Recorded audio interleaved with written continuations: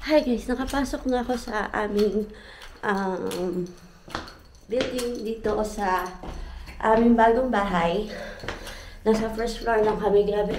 Ang lamig, hindi na ako nag-elevator kasi nasa first floor lang naman kami. Pero share ko sa inyo yung aming house. Yan ang aming door. See, nandiyan yung pangalan namin. Nakaka-touch. Kasi nung una namin nakita yan, napalipat kami. Pinapalitan na talaga nung may-ari yung pangalan nung sa pintuan. And here it is. Welcome to our house. Ayan, entrance is pagpasok mo is puro cabinet. Yung lagayan namin ng mga shoes. Lagayan namin ng mga jackets. And ito nga pala is one bedroom apartment. Pero fully furnished na siya. So, nung dumating kami dito is meron ng mga gamit talaga. So, very thankful kami kay God at saka sa may-ari ng bahay kasi wala naman kasi kaming masyadong baong pera nung pumunta kami dito. Kasi, long story, pero on my next video, i-share ko sa inyo yan. Ito yung walk-in closet namin, nalagayan din namin ng gamit. And, dito pala, sa nakuha naming bahay, hiwala yung toilet sa bathroom. And maganda is malaki yung space kasi 66 square meter to. So, malaki para sa aming mag-asawa kasi wala pa kaming anak. And here is the toilet. And sobrang ganda ng mga gamit kasi pangmayaman. Sobrang, alam nyo ba, napili kaming tenant. Dito kasi, pinipili pala yung tenant na titira dun sa apartment. Nung napili kaming tenant, sobrang saya namin dalawang mag-asawa. And nung nakita namin yung bahay, sobrang ganda talaga. And then, ito yung aming walkway. Yan, kung nyo makikita. At kasama na tong drawer. And dito yung aming bedroom. And also, meron na kaming sariling laundry. Hindi na kami magpapabook ng laundry. Kasi actually, pangalawang bahay na namin to. Nag-sub-rent lang kami nung una naming dating. And may kasama kaming iba sa, yung may-ari ng bahay kasama namin. Kasi ito nga pala, meron na kaming kasama sa kontrata namin is yung washing machine. And pagpasok mo is may another door. Ito na yung toilet. Ito na yung bathroom. And then kung makikita nyo sa likod ko is meron pang isang room. So, ito naman yung sauna. Actually, dito ko lang naman nalaman yung sauna kasi wala man sauna sa Pilipinas, diba? So, yan. Kasama na din to sa rent. Ito, hindi talaga namin ito na-expect. Actually, hindi na kami nagsasauna ng asawa ko. Pero nung nagkaroon na kami, sinubukan namin, nakaka-relieve pala siya kapag sobrang lamig. Nakakatulong siya para malus yung mga stress na muscle. Basta ganyan. Ewan ko. Tapos, paglabas mo is, eto na yung aming living room. Teka, ingin na susi ko.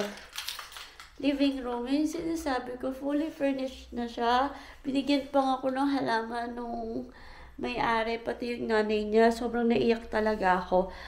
Tapos, yan, lahat yan. Ito lang pala yung sabi. Bumili kami ng mga konting decoration, tsaka yung cortina. Tapos, yung TV, sa amin na daw. Yun. Ang ganda ng view namin. Sobrang ganda ng view namin. Tapos, ang laki ng bintana. Sobrang blessed kami talaga sa binigay ng Diyos na bahay para sa mag-asawa. Kasi sa Pilipinas talaga, sa totoo lang, honestly speaking, wala kaming sariling bahay doon. Lagi kaming nakikitira sa extended family, ganyan. So, na-answer yung prayer ko na magkaroon kami ng sariling bahay. Tsaka syempre, yung pagpunta namin dito sa Finland. Next is, yung isa sa favorite part ng bahay namin mag-asawa is yung kitchen. Sobrang ganda ng kitchen.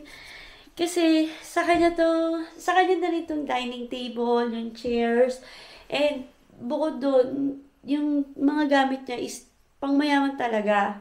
As in, maganda, sobrang ganda ng mga gamit niya. Tapos, lahat ng drawers is super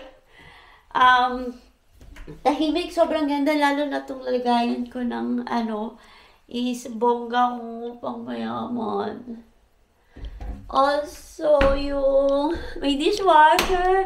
Alam niyo po, kung sa totoo lang, hindi ako marunong gumamit ng dishwasher. Dito na lang ako natutong gumamit. Pero since dalawa lang naman kami, hindi ko siya masyadong ginagamit. Hugas-hugas lang lang. Pinggan.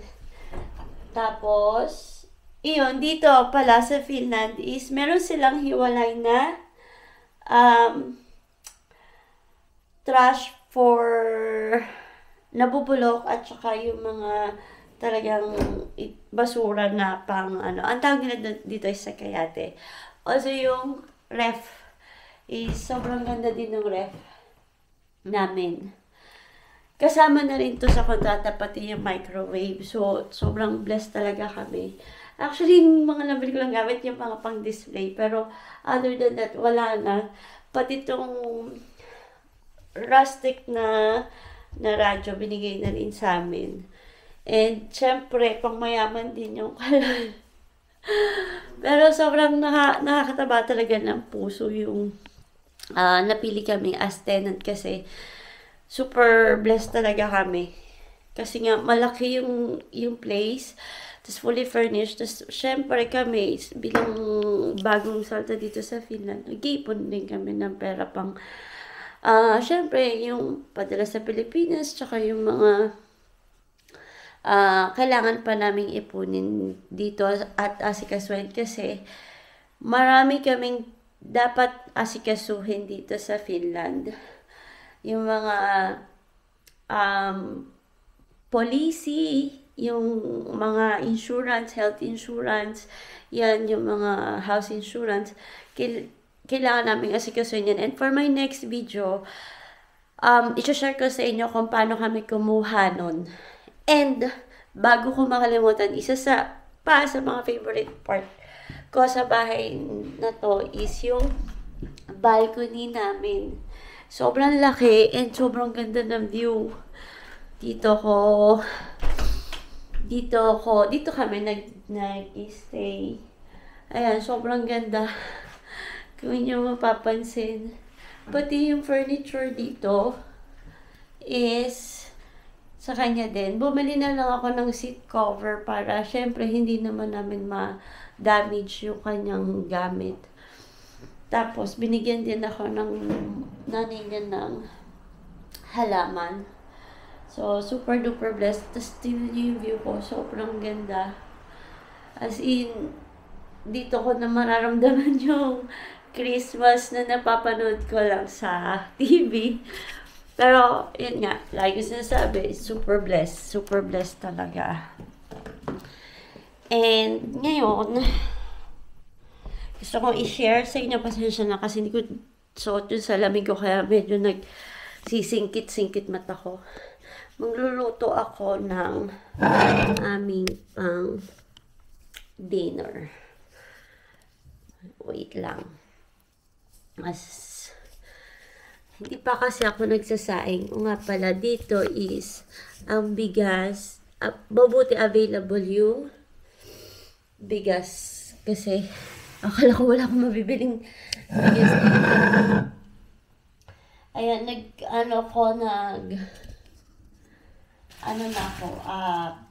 palambot ng manok.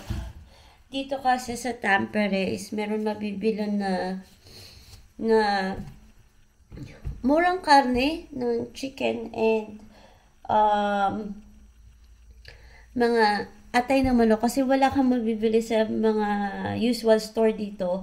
So, doon lang kami nakabili. Ang tawag nila doon is Afghan store. So, syempre, walang baboy. It's beef and chicken and fish. Meron doon. Magluluto ako ng ano ba tawag doon? Mechado na manok na may atay. And habang nagluluto ko, gusto ko lang sa inyo i-share ngayon kung paano kami nakapunta dito sa Finland. So actually, student pathway. Yung asawa ko is nurse.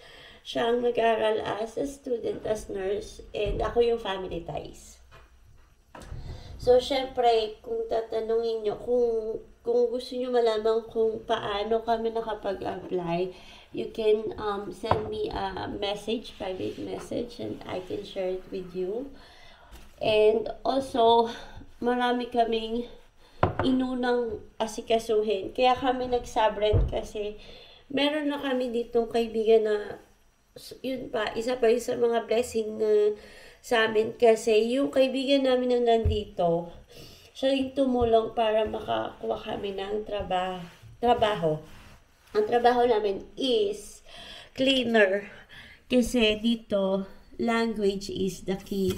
So, pag di ka marunong mag-language, mahirap makahanap ng trabaho. And a cleaner is isa siya sa mga trabaho na madaling makuha dito. And of course, syempre, cleaner ako. Actually, 2 days pa lang. Pagkadating namin sa airport, July 17. Kaya ika 5 month namin today eh. Kasi, second day pa lang namin is, nagkaroon na kami ng work. Actually, yung kaibigan namin, isa yun sa mga tumulong sa amin para makakuha ako ng trabaho kasi nga since student yung asawa ko. Pero tinulungan niya din ako dun sa trabaho ko kasi nga first time ako magki-cleaner. Staircase cleaner ako.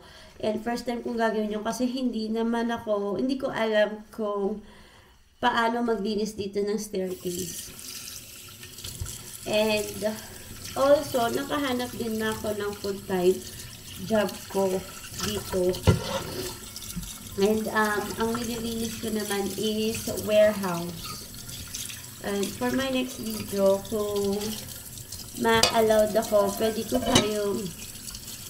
akong gumawa ng video as a sneak peek kung ano talagang ginagawa sa warehouse as a cleaner. Pero for staircase is sobrang dali. Iba lang talaga yung mga gamit dito. And buti na lang may walis tambong tinda dito kasi may mga Asian market.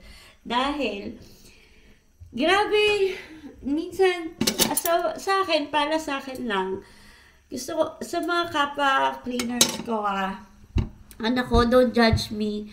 Pero, aminin nyo naman, totoong mas madaling gumamit ng walis tambong ng Pilipinas kesa yung walis nila dito kasi sobrang para sa akin mabigat tsaka maliit lang ako. Nahirapan akong gamitin yung walis nila kasi pilit ko hindi ako nasasatisfied sa paggamit ng walis tambo nila. Naiinis ako na tatagalan ako sa trabaho ko kasi dito, ang lilinisin mo is parang yung mga pag summer, yung mga pollen, yung mga dahon-dahon ba na nahuhulog. Tapos, pag snow naman, katulad yan, may mga pebbles. Kasi ginagamit nila yun sa yelo para hindi sila madulas. So, yung walis tambo talaga is malaking tulong para sa staircase. Bukod sa hallway, sa entrance, ganyan. Pero isa lang masasabi ko, sobrang bait ng aking mga employer. dito sa Finland. Sobrang bait talaga nila. Dito sa Finland kasi, share ko lang na hindi sila talaga masyadong namamansin. Pero pag pinansin mo naman sila or binati mo sila, hindi sila masungit. Though, meron talagang hindi marunong mag-English. Kaya dito talaga, kailangan mong matutong ng language nila. Kasi, hindi din sila marunong magsalita ng English. Merong iba, pero dito sa lugar katulad sa Helsinki, maraming English speakers doon. Unlike dito sa Tampere, para sa akin, sa na-encounter ko in 5 months, konti lang talaga. And at least, kung makapag self-study ka ng mga basic language, na-appreciate nila yun.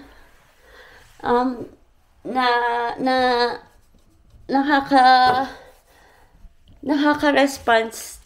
Yung nakaka-response ka sa mga sinasabi nila is parang talaga na-appreciate ng mga lokal dito sa Finland. And mababait sila, hindi sila bully, hindi sila never pa ako naka-encounter ng racist or ganyan. Pero wag naman sana.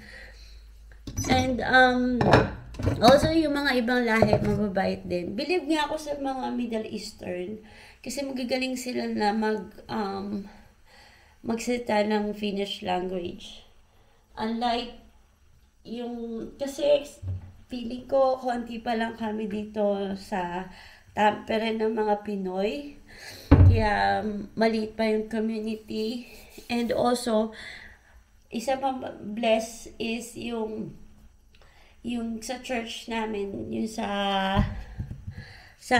yung aming pastor is isa sa mga tumulong sa akin para makahanap ako ng full-time job. And currently, marami akong inasikaso mga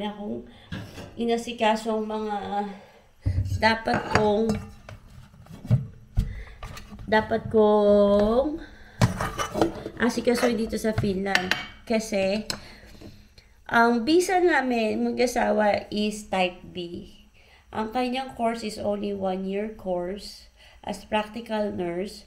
So para makapag-stay kami dito matagal, I need to request a working permit. So yun, hopefully sana mag-grant kami sa request na yun. And also regarding sa working permit, lalo na kapag isasama niyo yung mga asawa nyo, is yung inyong salary. Kasi merong certain amount or bracket na ginagrant ang immigration kapag mag-asawa kayo. Sa next video, ituturo ko yan kung paano and how much. Pero disclaimer lang, syempre, lahat na sasabihin ko dito sa aking vlog is based on my experience. Kasi talagang case-to-case basis. Kung yung ibang mga case na nag-apply ng working permit is nahirapan sila kasi depende talaga sa kanilang case. Like us, mag-asawa, yung husband ko is a student at ako yung working. Sa amin, ako yung talagang nag-apply ng full-time kasi may certain hours, number of hours at saka salary ang required para makuha mo or makasama mo, ma-include mo sa working permit mo yung partner. So, yun yung sa amin. Mukhang madali, pero syempre, nakakakaba pa rin kapag ang decision ng immigration is hindi pa dumadating. Pero yun sa amin is on process. Also, meron din akong gagawing video kung paano kumuha ng policy, driver's license, and iba pa. Pero kung meron kayong question or